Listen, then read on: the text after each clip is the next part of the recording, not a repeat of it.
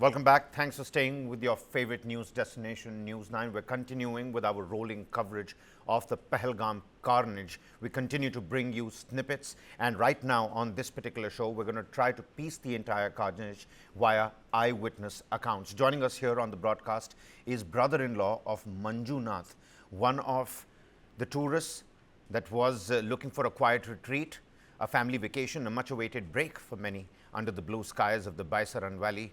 But it took an untoward and a ghastly, a dastardly turn. Ashwin, he joins us on the broadcast here. He's the brother-in-law of Manjunath. Ashwinji, many thanks for joining us here on News9. I must tell you right at the outset that what you're doing is very brave. If at any point you feel uncomfortable, do let us know as well. What is going through your mind right now, Ashwinji? I know it is a very acrimonious situation. The mortal remains are still being transferred, but what is the sentiment like in amongst the family members in the locality? We know how popular Manjunath was in Shivamogga as well.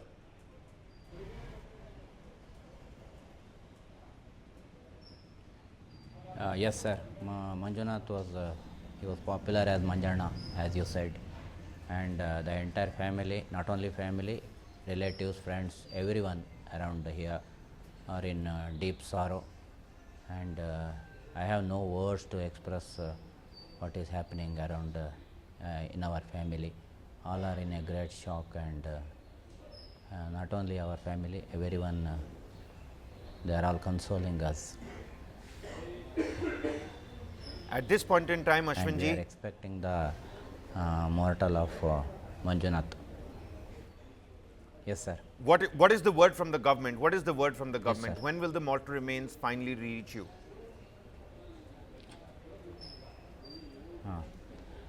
The update is that it may take off from New Delhi at 6 p.m. today, and after reaching the Bangalore airport, maybe tomorrow morning we will receive the mortal, sir.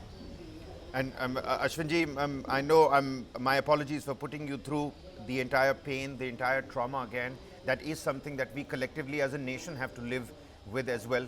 We must relive the trauma to answer some of those underlying questions. But when we're talking about some of those first visuals that came from those picturesque meadows where Manjunath ji and the entire family had gone for a vacation, the first visuals that came about, what went through your mind? How did you react to those ghastly visuals?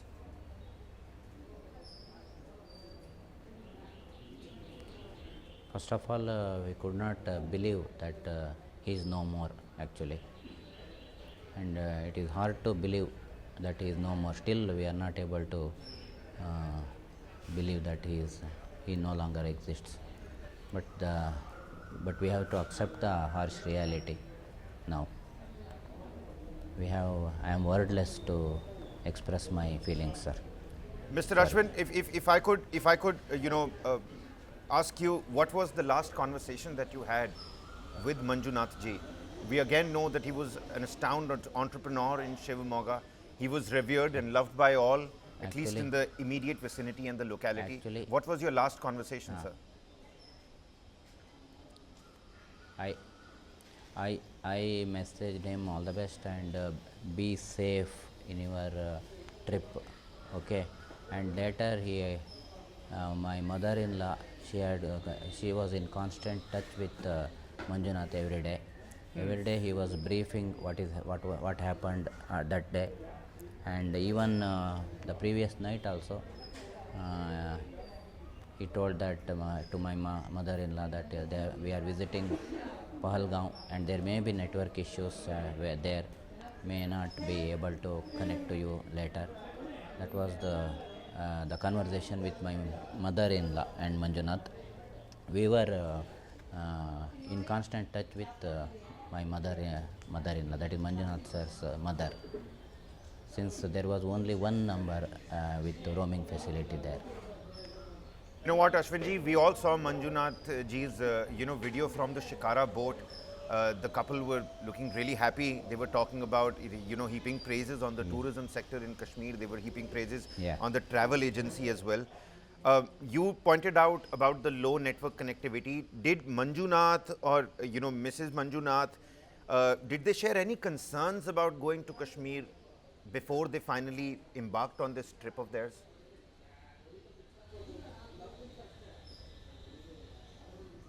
No, sir, no such issues because 1 week earlier his closest friend visited there, and Manjunath got feedback from that friend. Everything is nice there, and after that only he executed his plan. You know what, Ashwinji, I'm again mentioning this in front of all the viewers that what you're doing is very brave to help us understand, help us piece the Pahalgam carnage, and you, whilst you're doing that, you're also reliving the trauma. So again, many thanks for doing this for us. What you're doing is very, very, very brave.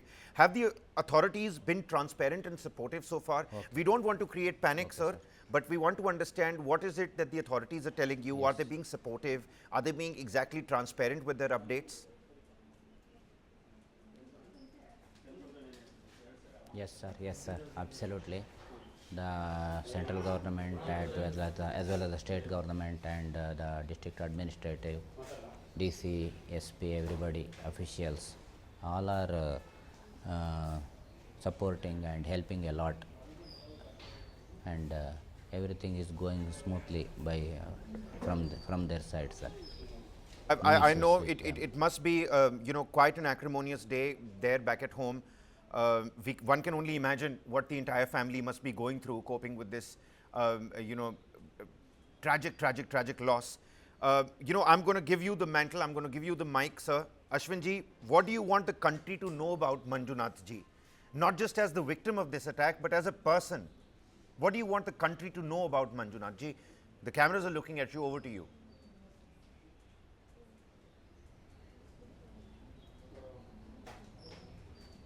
So he was a kind-hearted guy, sir. He was very social, friendly with everybody. He has no enemies, and a lot of people. He helped a lot of people, not only relatives and friends, even some other guys also. And he was a leader among us in our family, and he was a gem. You know what, Ashwinji, before we let you go, what does justice mean to you right now? To the entire family, what does justice mean? Is it going to be arrest? Is it going to be action? What does justice mean to the Manjunath family right now?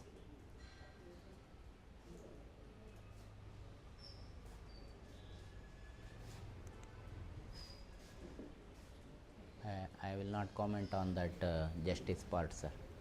I am not in a situation to react to that word justice.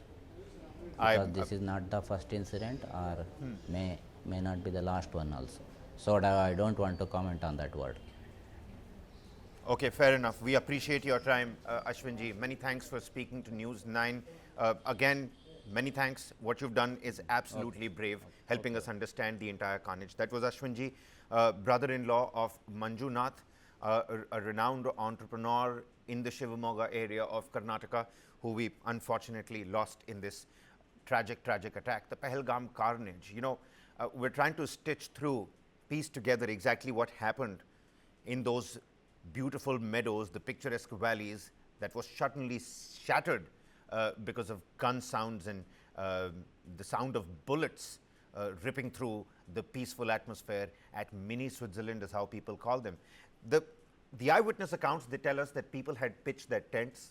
Some were sharing laughs over cups of chai, others taking in the majesty of the meadows at large. But then the gunfire, it shattered it all. And what followed next was not just a terror attack, it was a cold-blooded carnage, one that turned a tourist haven into a killing field.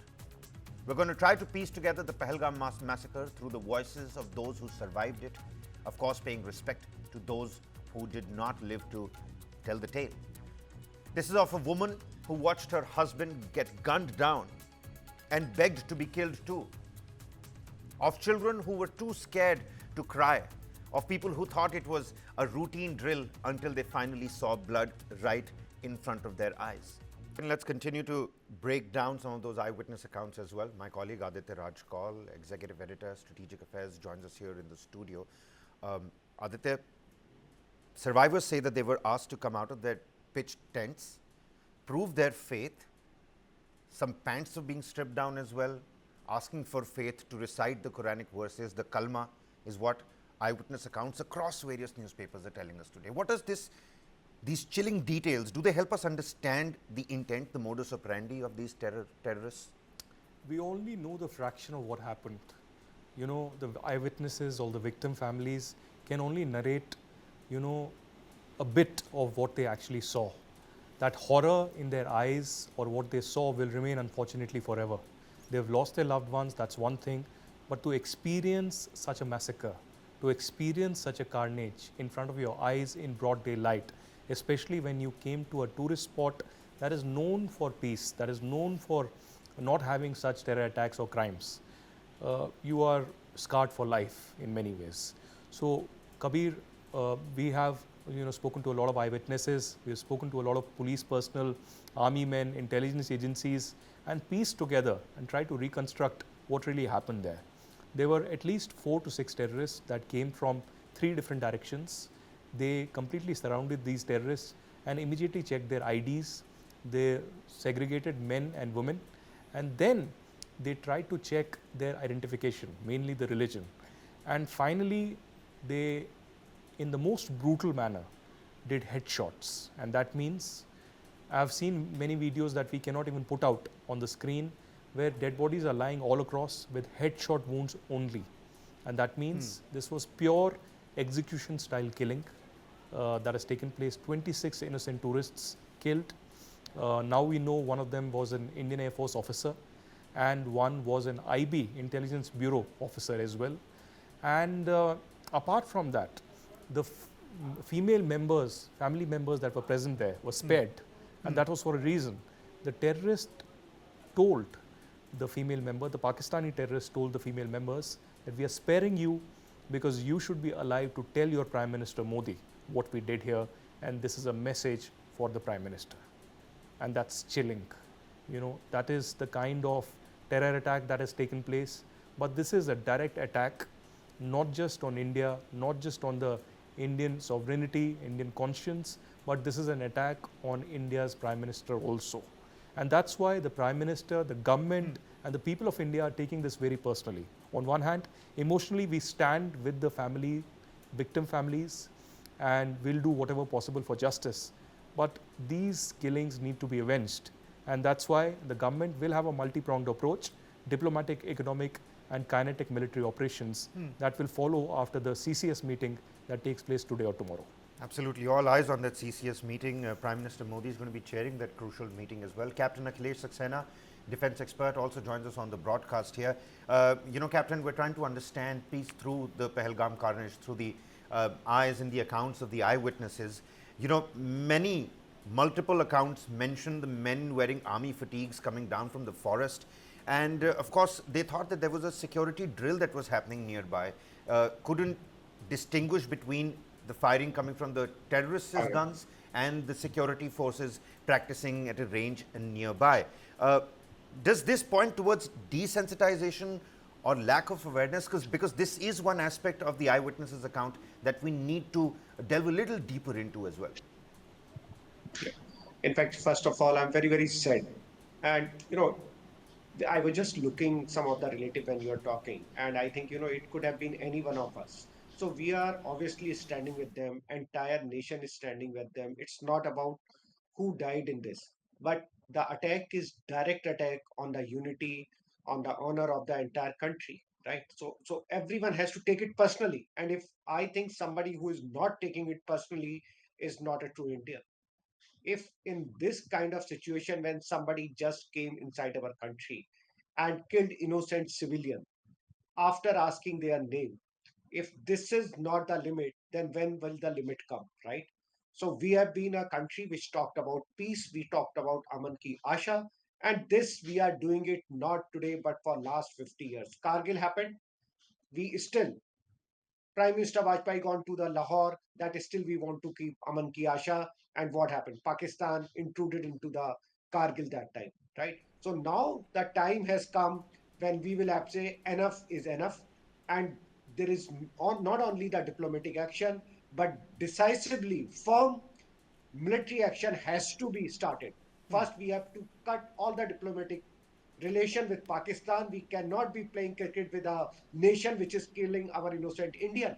We cannot be going and dancing there and calling their actors in our country if they are killing our innocent civilians. It's not attack only on those 26, it's attack on entire Kashmir and every Indian personally. And we have to take it personally and ensure that now government, opposition party, everyone comes You're together. absolutely In right, fact, the Captain. You're biggest absolutely problem is right. The our entire own country, nation's right? head hangs in mourning.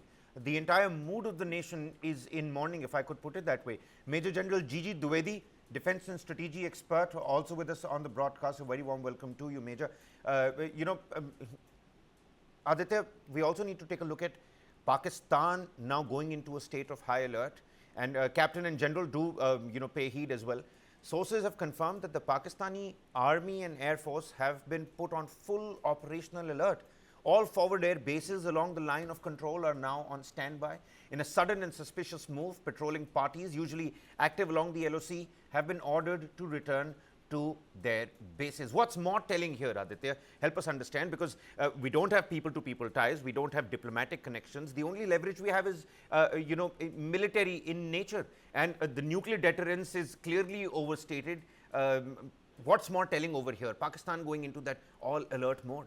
Well, Pakistan is quite expected to be on alert mode because they would be expecting a military strike or some kind of an attack, and that's likely to happen. We do not know when, we do not know how. It took a few days after the Pulwama terror attack, at least I would say a couple of weeks, and then only the Balakot had happened.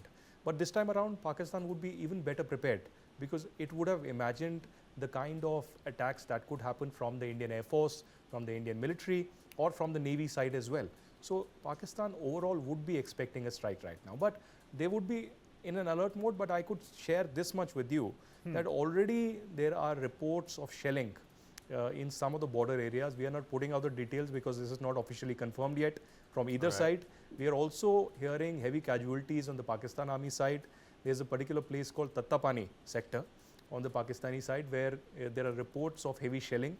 We are also hearing that in August 2019, after the abrogation of 370, this is the very sector, Tattapani, where there were a lot of casualties on the Pakistani side. There was clashes. In August 2020, again, there were clashes. And again, last night, there are clashes that have been reported. And this is basis the locals in Tattapani that we are putting this out. No official confirmation right now, either from India's DGMO, India's military, or from the Pakistani side. So, yes, Pakistan would have contemplated Kabir in many ways. And the sea route through Karachi, the air route through different areas in Jammu, Kashmir, Punjab and Rajasthan, and of course the military strike in different places, and would have calculated their placement of the military and other strategic assets similarly.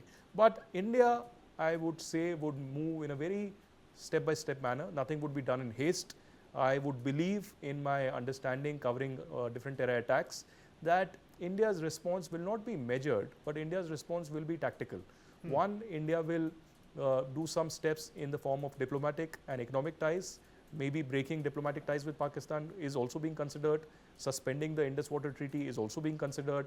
Also sending a message through completely halting the trade that also happens through third countries, including textile, garments, pharmaceuticals and agriculture. That could be stopped completely. We already brought them down from the most favored nation in trade. So apart from diplomatic and economic activities and steps that India will take, and it will in the next 24 to 48 hours, it will also consider military options and could also consider multiple military options to surprise Pakistan in due course. Needless to say, New Delhi is weighing its own options, and we can also clearly say Pakistan aren't going to know what exactly hit them. I wanted to bring in, General Dwivedi in on this. General Dwivedi, we're talking about Pakistan going into that all alert mode. And what's more telling is that Pakistan's 10 Corps, which holds command over the entire illegally occupied POK region, has ramped up military presence near the border as well. Heavy artillery movement has been detected at forward locations, is what we're picking up through our sources. Troop buildup is underway, a move being closely monitored by the Indian intelligence. Remember, again, the viewers as well, the 10 Corps is Pakistan's primary strike formation along this sensitive frontier. Any increase in activity here is seen as a signal of escalation. General Dwivedi, over to you. Oh, well, I can share my personal perceptions because most of my command tenures were opposite the Pakistan 10 Corps. So I can actually relate to the ground situation and also uh, try to interpolate what exactly is going to happen. The thing is, first and foremost, I think this attack has actually hurt the soul of India. And therefore, Pakistan knows that the response now will be overwhelming. Now, India has options because we always have contingencies, and those contingencies can be played out. It can be the options on the LOC, it can be options on target beyond, it can be through the air, it can be through the drones. Also, there's gray zone warfare. You can do a lot of things around. So there are multiple options. I'm sure the leadership of the day will access the options. But what will be the Pakistan reaction? Because Pakistan knows what had happened earlier, so they would be preparing something. What Balakot happened, what Uri happened, and Tenko, of course, will be on the alert. But let me tell you two very important military history examples because I am a military historian, teach management and military history. See, in 1965, when Pakistan or launched Operation Gibraltar, they thought that our reaction will be only in uh, J&K. But India reacted far beyond. We opened up the Lahore front. And even in 71, the war I fought as a second lieutenant in Bangladesh, the Pakistan thought that our war will be limited to East, but we opened up the Western front. So point I'm trying to make is that India's options are far and wide and India will take time to access the option. But two things are very important. That it's not the tit for tat response. That is not going to help us out. It has to be overwhelming response, not even calibrated. But Pakistan must shake up. Their leadership, both political and military leadership, must be hit by a tsunami. And that's the kind of response that is required. And secondly, I have written a lot on this issue that we need to take this Pakistan proxy war in entirety. It's not just one action here, the one action there. No, we need to take this, whole war in entirety, and that means the kinetic action, military actions, non-kinetic action. What we need to do at the political level, at the international level, we need to isolate Pakistan as a terrorist state. We need to bring a lot of economic pressure, and whole global polity is with us. They have supported us. And more importantly, we also need to give very clear message to the Pakistan leadership that now this game is not going to end with one response. We are going to fight it out. We are going to ensure that this proxy war, which is being perpetrated by Pakistan, comes to an end. That means we have to hit the sources. Where are the terrorist bases? Where are they coming from? Who are the handlers? I think the whole package has to be seen in entirety. And in summation, what I would say that India's response will be overwhelming, it be holistic, and we need to fight this proxy war as a nation as a whole. It has to be a whole nation approach.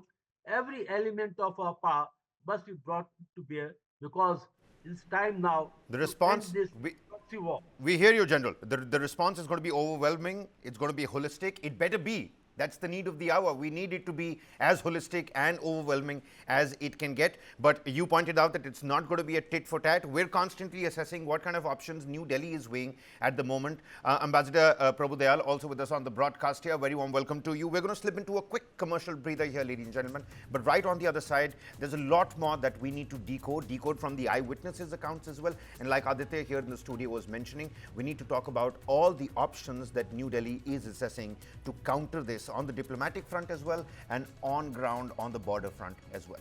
Don't go anywhere.